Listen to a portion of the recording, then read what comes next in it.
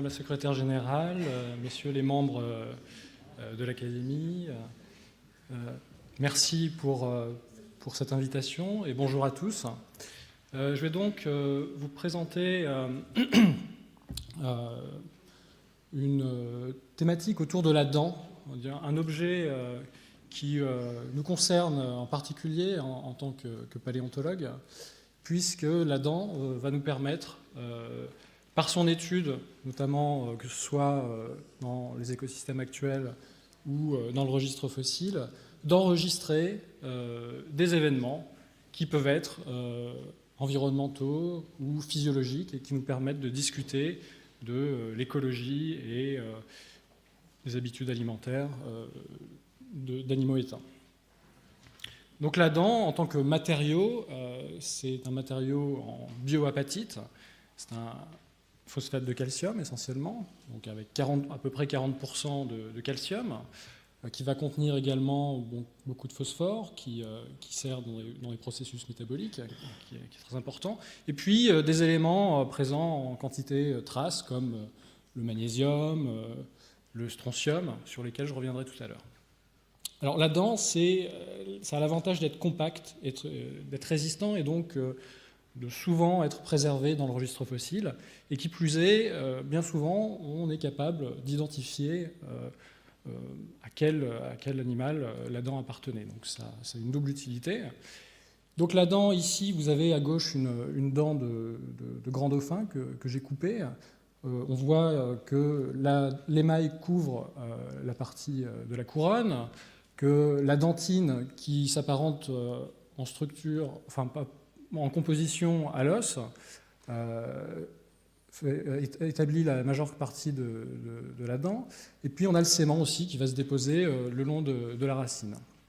Alors ces différents types de tissus et le mode de renouvellement des dents qui peut varier d'un taxon à un autre. Il y a des taxons qui vont renouveler leurs dents de manière continue, comme les reptiles, ou les mammifères avec deux étapes, vont définir des fenêtres d'enregistrement qui peuvent être journalières, mensuelles, annuelles. Tout dépend de l'objet au niveau de la dent sur lequel on va prêter un intérêt, avec un avantage certain sur les incréments qui permettent donc de s'intéresser à ces fenêtres particulières. Alors par exemple, sur cette dent de grand dauphin, c'est quelque chose qui est énormément utilisé en écologie, notamment lors des échouages. On a des dépôts annuels que vous pouvez voir ici, qui permettent d'estimer l'âge d'un individu.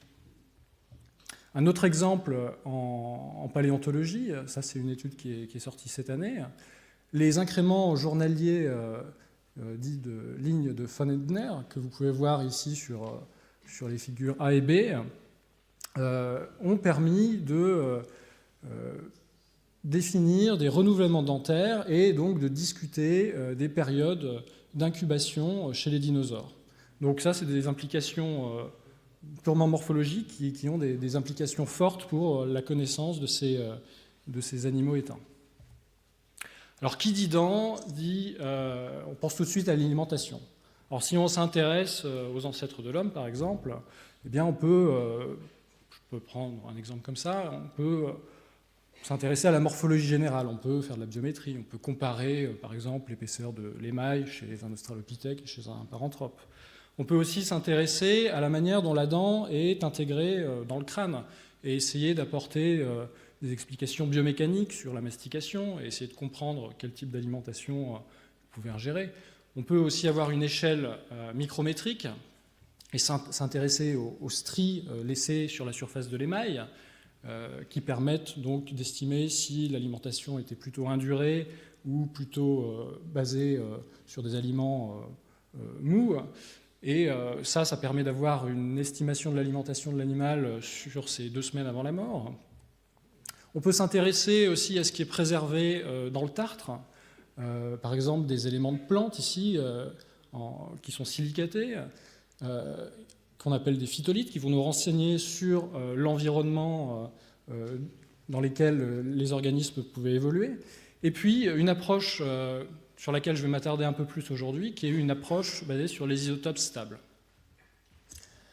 Alors, les isotopes stables, donc, contrairement donc, aux radiogéniques, sont définis dans un domaine où il y a à peu près autant de protons que de neutrons.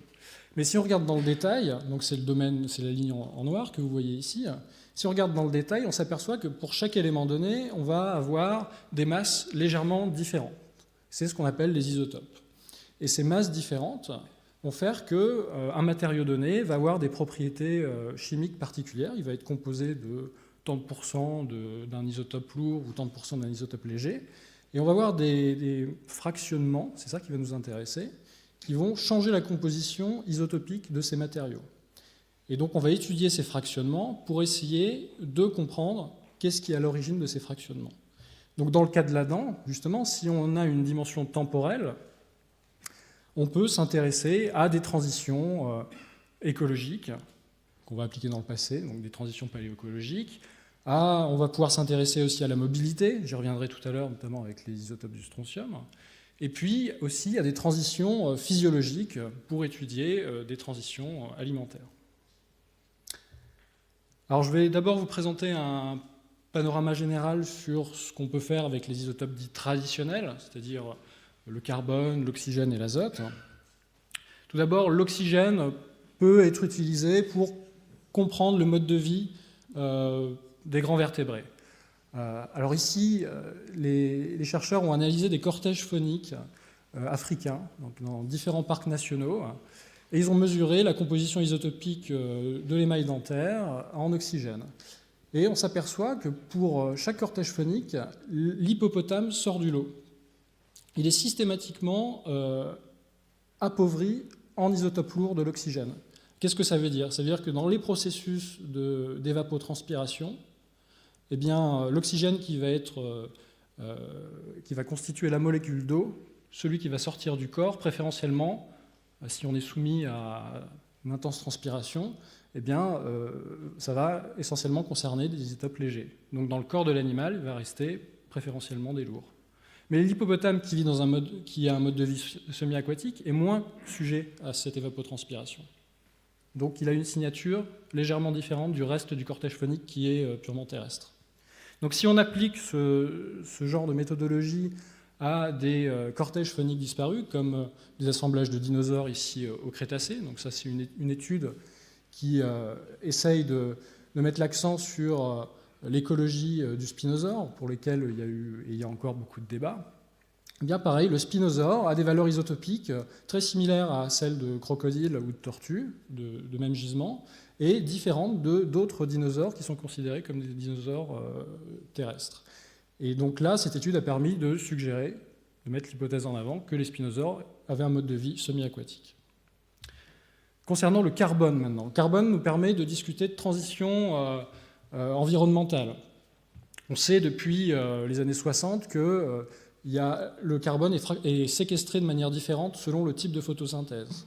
Et là, sur cette carte de répartition mondiale, vous voyez que les végétaux de type photosynthèse en C4 sont répartis dans des écosystèmes situés sous des latitudes tropicales à subtropicales et équatoriales.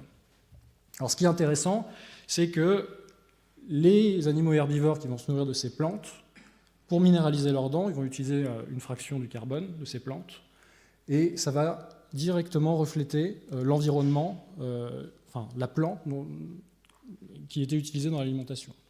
Donc en analysant l'émail de ces dents, on peut reconstruire des paysages basés sur ce fractionnement isotopique, et ça a permis, notamment dans le milieu des années 90, en analysant des cortèges fauniques sur une échelle de plus de 15 millions d'années, de marquer l'ouverture, l'expansion, notamment en Afrique de l'Est, des savanes, qui sont des plantes en C4, avec toutes les conséquences qu'on connaît pour discuter les hypothèses de l'émergence de la lignée humaine.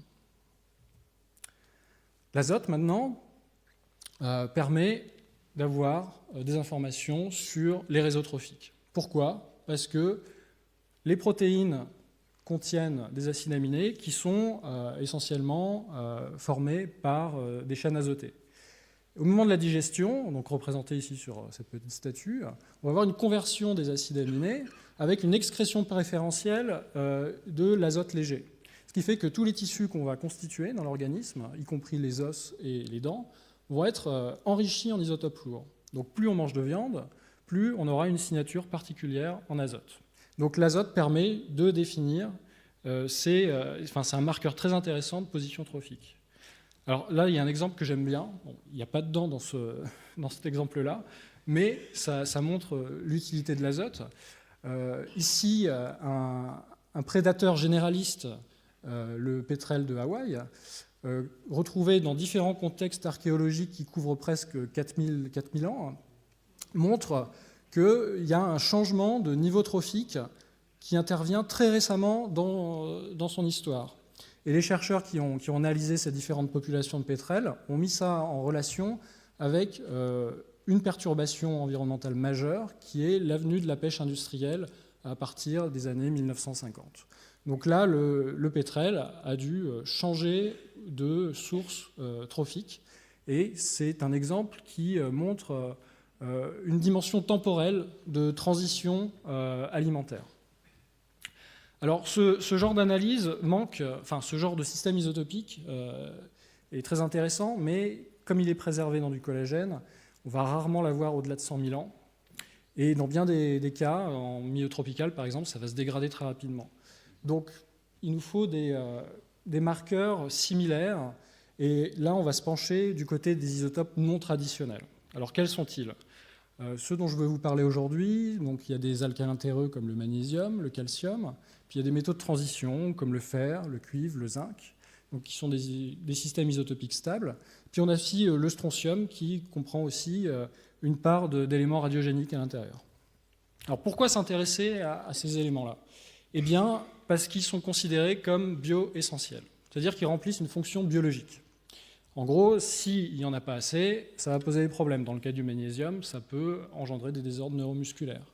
S'il y en a trop, eh bien, ça va aussi impliquer des désordres. Pareil pour le fer. Si on n'a pas assez, vous allez faire de l'anémie. Si vous en avez trop, vous allez faire de l'hémochromatose. Donc on suspecte fortement que ces éléments qui remplissent des fonctions biologiques fondamentales fractionnent dans les différents réservoirs du corps. Et donc c'est ce fractionnement qu'on recherche, notamment au sein de mon laboratoire, ici à Lyon. On dispose pour ça de plateformes analytiques qui sont intégrées dans le contexte de l'instrumentation nationale. Et il s'agit de spectromètres de masse multicollecteurs. Alors, sans rentrer dans les détails, comment est-ce qu'on fait pour passer de la dent à l'analyse isotopique ? Donc là, vous avez en haut une dent d'Australopithèque qui présente à droite des petits rasters. Vous voyez toutes les petites lignes. Ça, ce sont les traits laissés par l'ablation laser, donc qui permet une haute résolution spatiale, à peu près 50 micromètres. Donc c'est excellent pour la résolution spatiale. Un des problèmes, c'est qu'on va tout ablater.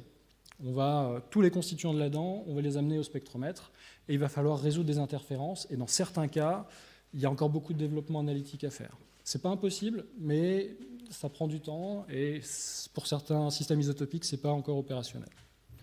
Sinon, là, il y a deux petits trous que j'ai faits à gauche, qui sont un petit peu plus gros, mais qui font à peu près 200 à 300 micromètres de diamètre, et qui sont faits par microdrill assisté par ordinateur, et qui nous permettent de récupérer un échantillon. On peut en faire plusieurs si on a une dimension spatiale, une question derrière.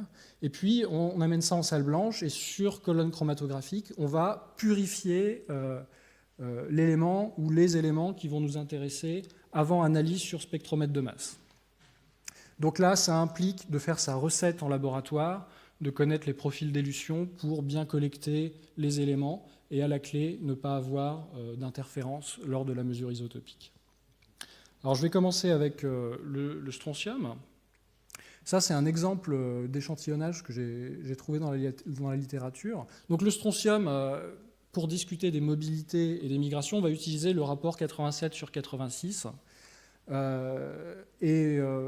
Dorénavant, on peut donc se contenter de faire des petits trous, justement grâce aux projets analytiques qui sont constants et qui maintenant permettent d'aller de plus en plus finement dans l'échantillonnage et donc d'avoir accès à des fossiles précieux.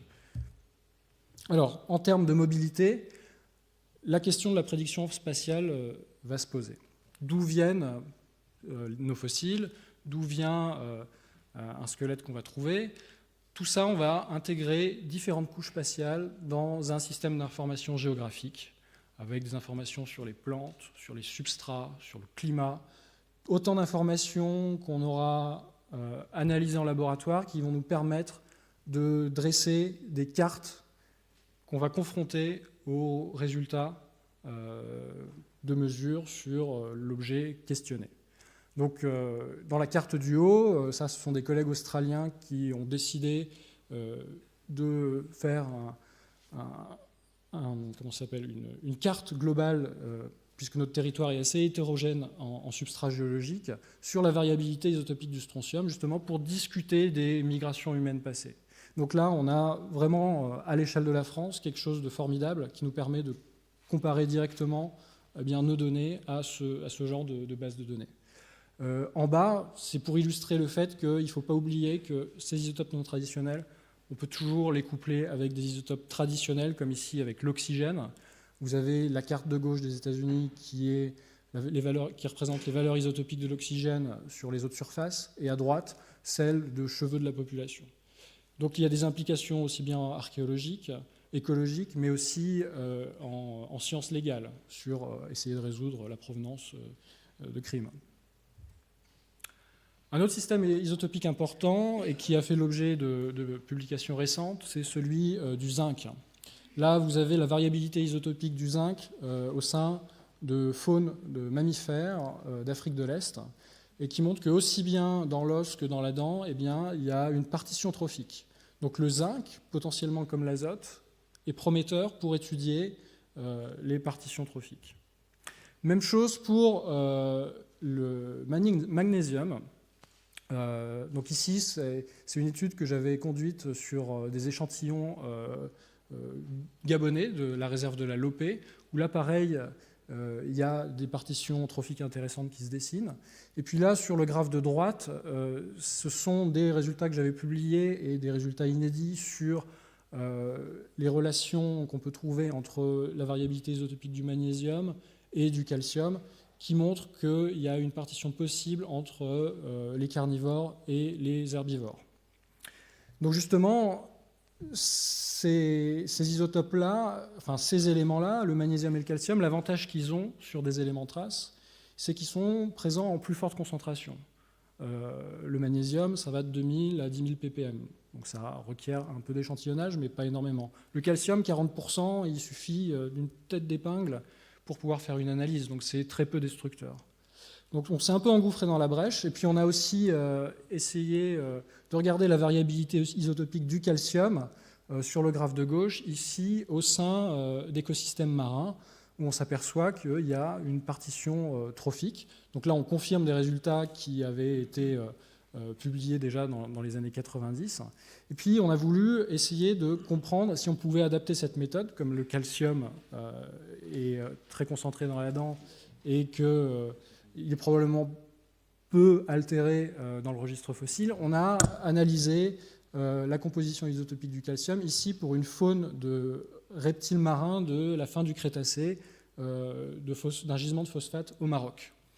Et donc les résultats sont intéressants puisqu'ils montrent que, contrairement à ce qu'on pouvait penser, là où on a des morphologies dentaires très variées chez ces mosasaures, donc vous avez un reptile mosasaure ici en photo, montre qu'en fait, ils étaient tous au même niveau trophique que les grands prédateurs de l'époque. Donc ça pose des questions sur la fragilité de l'écosystème, et ça nous permet de nous intéresser en temps ancien à la restructuration des écosystèmes. Donc bien sûr, il faut accumuler des données pour ça. Là, dans cet exemple, on a les mosasaures qui disparaissent à la fin du Crétacé. Pendant le Paléocène, les milieux marins, on a essentiellement des crocodiles marins qui remplissent, et certains requins qui sont les prédateurs apex. Et il faut attendre le milieu de l'Éocène, ici, pour que les premiers cétacés envahissent le milieu marin. Et comme vous pouvez le voir sur cette photo, ces premiers cétacés ont des morphologies plutôt convergentes avec ceux des mosasaures. Donc ça pose des questions sur leur position dans ces écosystèmes et aussi de la structure des écosystèmes à ces moments-là. Pourquoi ces écosystèmes s'éteignent et comment est-ce qu'ils reviennent, avec quelle modalité, quel rythme. Donc c'est ce qui fait partie intégrante de notre collaboration avec des chercheurs de l'Université de Montpellier, mais aussi des collaborateurs de l'Université Cheikh Anta Diop à Dakar, puisque depuis plusieurs années, on explore sur le terrain des phosphatières dans le nord-ouest du Sénégal, les phosphates de Taïba. Donc ça, c'est une photo d'ensemble du gisement en fin 2013. Donc l'exploitation des phosphates nous permet d'accéder à des niveaux qui seraient sinon sous la nappe phréatique, puisqu'ils ont un système de pompe qui après leur permet d'exploiter le phosphate. Et donc sur la flèche, là, c'est l'endroit qu'on a exploré cette année-là. Donc directement, on a des petits monticules carbonatés entre les gisements de phosphate. Et on a fait cette découverte. Alors, ça ne ressemble pas à grand-chose comme ça, mais bon, bien souvent, quand on fait du terrain, pour ceux qui en font, vous le savez bien, c'est difficile de voir les choses. Donc, on devine à peu près une dent, là. Et voilà les premiers épisodes de préparation qui donc nous montrent deux dents qui affleurent, et puis ce qui ressemble à des bulles tympaniques, ici à gauche. Et ça, c'est après préparation. Donc ça, c'est très récent, c'est fin 2016. Le bloc est enfin sorti grâce au travail expert d'une préparatrice à Montpellier. Et là, on a un crâne de cétacé en vue ventrale. Voilà une vue latérale et un petit modèle qui vous montre la partie du crâne qu'on a de préserver. Sur la partie dorsale, on a la crête sagittale pour l'insertion puissante des muscles. Et puis, vous voyez à droite l'orbite et puis l'arrière du rostre. Donc, on a une bonne portion d'un crâne qui fait à peu près cette taille-là de préserver et qui représente très probablement une nouvelle baleine primitive. Donc je reviens sur le côté isotopique pour dire aussi qu'avec les isotopes du calcium, on peut s'intéresser à des transitions.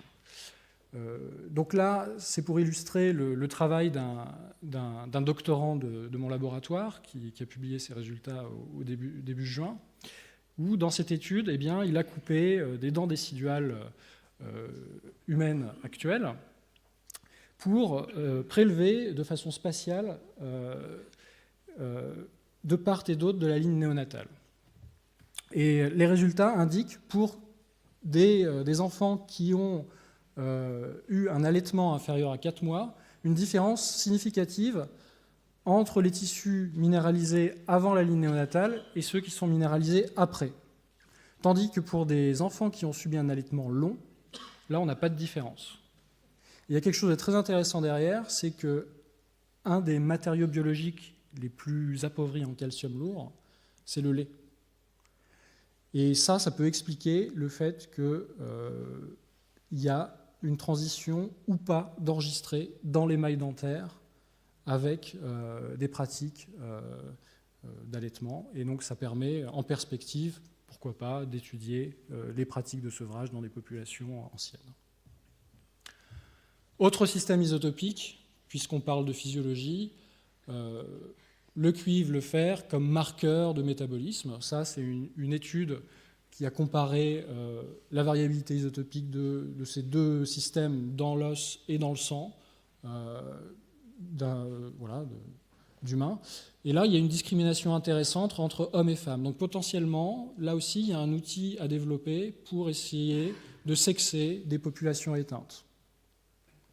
Et puis, en dernière ouverture, où là, on sort complètement du cadre de la dent, mais ça n'empêche pas, puisque comprendre la dent, c'est aussi comprendre les tissus qui sont avec, tous les compartiments. Pourquoi le fractionnement isotopique?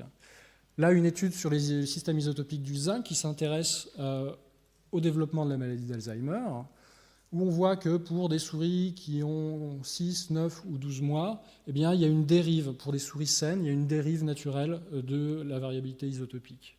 Par contre, ce n'est pas le cas pour celles qui sont porteuses de la maladie d'Alzheimer. Donc là, c'est le tout début. Comprendre les mécanismes pour expliquer ces maladies, ça me semble aussi quelque chose d'intéressant. Le cuivre, utilisé en conjonction avec le soufre, permet aussi d'établir des différences entre des patients atteints de cancer, notamment de cancer du foie. Donc là, vous avez des différences isotopiques mesurées entre ces deux patients, dans le sérum ou dans des globules rouges.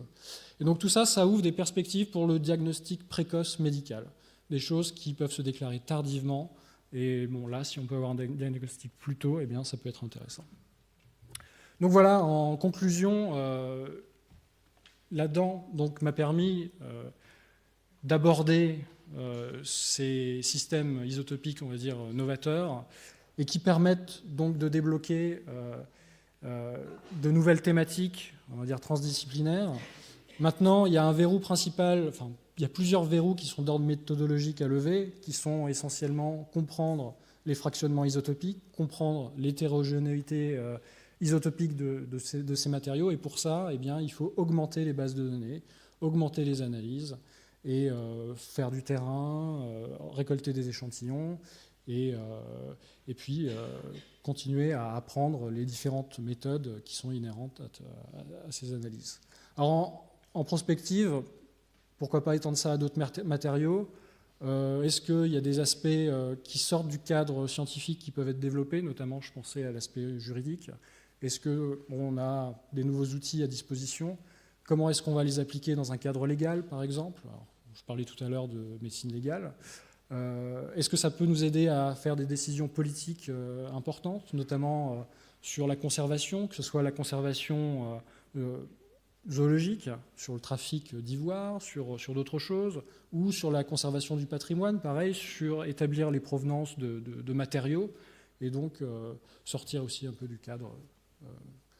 Voilà, donc je vous remercie beaucoup pour votre attention.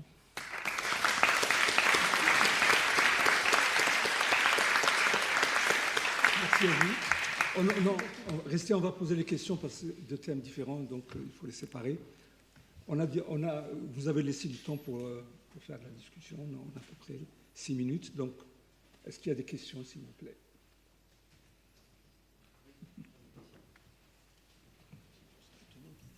Merci pour la présentation. J'avais juste une question avec les isotopes non traditionnels. Comment tu te sors des histoires de diagénèse et potentiellement de récristallisation à l'intérieur des dents? Je sais que pour le carbone, avec l'isotopie du carbone, on a l'habitude de dissoudre dans l'acide, comme ça on enlève tous les carbonates, mais est-ce que c'est un peu la même chose avec les autres ou... Oui, alors exactement, pour l'isotope du carbone, on va faire ce qu'on appelle une procédure de leaching qui va permettre de se débarrasser de tous les carbonates secondaires qui vont peut-être accumuler des éléments traces et qui vont brouiller le signal. Après, c'est pareil, c'est un champ à développer. Donc ça peut être aussi valable pour le calcium. Ce qu'on fait, c'est qu'on leach. Et puis on compare. Il faut augmenter la base de données pour comprendre justement ces effets diagénétiques. Ça pose d'autant plus de problèmes quand on travaille sur des éléments traces, voilà, comme le zinc par exemple, qui est beaucoup moins concentré que le magnésium ou ne serait-ce que le calcium. Avec le calcium, on est quand même assez confortable pour étudier ce qui se passe dans le temps ancien.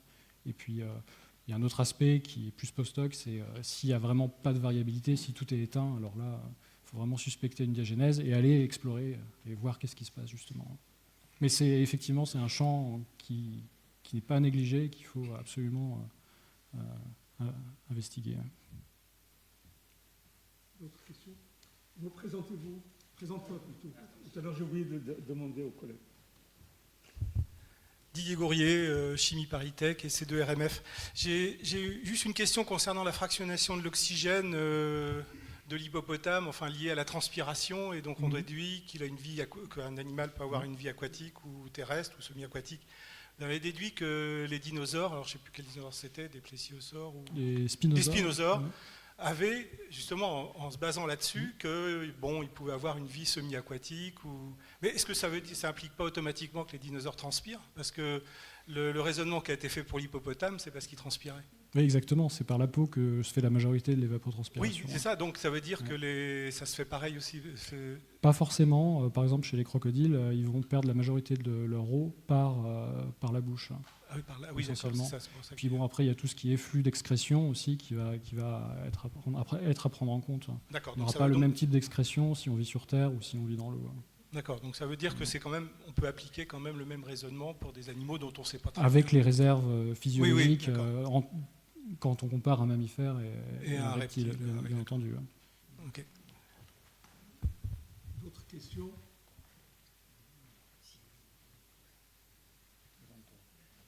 Oui, merci beaucoup pour la présentation. J'avais une question sur la notion d'isotope atypique, c'est-à-dire est-ce que là vous avez montré un certain nombre d'éléments dont la teneur isotopique pouvait fournir des informations complémentaires. Est-ce que potentiellement il peut y en avoir d'autres et comment les chercher? Oui, il y en a certainement d'autres. Je pense qu'il faut commencer par s'intéresser à ce qui remplit justement des fonctions biologiques. Notamment, le premier auquel je pense et qui n'est pas encore mesuré, c'est le potassium. Et ça fait partie, je pense, dans les prochaines années, avec le développement analytique qui n'est pas encore fait, permettra de s'intéresser à ce système isotopique. Il y a des problèmes d'interférence énormes, en fait, qui nous permettent, qui commencent à être résolus maintenant, qui nous permettent seulement de mesurer les isotopes du calcium. Mais pendant très longtemps, ça a été la croix et la bannière. Et je pense que pour des systèmes comme le potassium, ça viendra. Est-ce qu'il y a d'autres questions? Itier, tu te présentes. Je ne me présente pas, c'est fait. Oui, tu parles d'augmenter la base de référence. Je me pose toujours un peu la même question. C'est le chemin qui est entre l'objet que tu vas récupérer quelque part au Sénégal ou n'importe où, et le laboratoire d'analyse où tu vas pouvoir faire passer un certain nombre d'objets, mais pas forcément beaucoup. Est-ce qu'on peut envisager des étapes intermédiaires qui permettraient d'avoir des outils qui permettent de faire la sélection de ces objets pour arriver depuis le terrain jusqu'à ton laboratoire? Est-ce qu'il y a d'autres techniques qui permettraient de faire ce choix? Je dirais que tout On pourrait porter sur le terrain d'ailleurs. Sur le terrain, bon, maintenant, il y a des... Peut-être pour les isotopes traditionnels, là je ne suis pas à la page, mais j'ai cru comprendre qu'il y avait des développements analytiques qui permettaient de commencer à faire des analyses sur le terrain. Maintenant, est-ce que ça va se développer? C'est un champ analytique intéressant qu'il faut suivre. Et puis pour répondre à l'autre aspect de la question, ça dépend de la question qu'on a derrière, la question scientifique. Quelle question on veut résoudre? Mais pour des systèmes, on sait que par exemple pour le strontium, qu'il n'y a pas de fractionnement, enfin pour le 87-86, il n'y a pas de fractionnement trophique, où là ça peut intéresser plusieurs communautés, des archéologues, des paléontologues, ou même des gens qui travaillent dans l'actuel. Là, la base de référence, je pense qu'elle est... on ne pourra pas passer à côté si on veut interpréter nos données. Et que, là, je vous ai montré le cas de la France tout à l'heure, mais voilà, il y a la planète entière qui est hétérogène. Et ça, on sait que ça servira à tout le monde, quelles que soient les questions derrière. Donc je dirais qu'en termes de priorité, il y a cet aspect-là à défendre. J'ai l'impression que le choix de l'objet est basé sur la rareté à peu près. Là. Quand vous avez la chance que vous avez de trouver un bout de dent dans la terre. Je suis un peu caricatural, mais... Oui, c'est rare. Disons que ça nécessite bien sûr des années avant de trouver ça. Pour revenir sur la justification, je ne sais pas si on peut parler de justification de faire du terrain, mais si on veut comprendre le contexte de ces découvertes, bien sûr on cherche ce genre d'animaux, mais il y a tout ce qui est à côté, tout l'environnement, toute la faune associée qui est importante. Et si on ne va pas sur le terrain, on passe à côté, ou la méthodologie d'autres chercheurs ne couvrait peut-être pas tous les aspects. Et là, on peut essayer de compléter au mieux cet échantillonnage. La dernière question. C'est un complément en fait à ce que tu viens de dire pour les périodes plus récentes, puisque toutes ces techniques on peut les appliquer y compris dans des contextes archéologiques récents. L'échantillonnage, les bases de données, on a la chance pour les périodes récentes de disposer d'animaux identiques et encore vivants. Et donc je voulais insister sur l'importance d'établir des référentiels sur, par exemple, des analyses séquentielles en isotope léger dans les mailles dentaires, pour des applications qui concernent l'histoire de l'élevage, dont j'ai parlé tout à l'heure, les saisons de naissance. Tu parlais de période de sevrage. Effectivement, c'est très compliqué et c'est super intéressant qu'on ait ce marqueur calcium parce qu'on n'a pas de référentiel pour les fossiles, mais pour les animaux modernes, le sevrage, on le voit très bien, chute dans l'azote 15, chute d'un niveau trophique. Absolument. Parce qu'on a le référentiel actuel. J'insiste vraiment sur l'importance de ces référentiels actuels. D'où l'importance, je compléterai, d'établir des référentiels actuels sur plusieurs systèmes isotopiques. Et puis, plus on va descendre dans le passé, si on a des référentiels, les comparer et voir les différences. Merci encore. Merci à vous.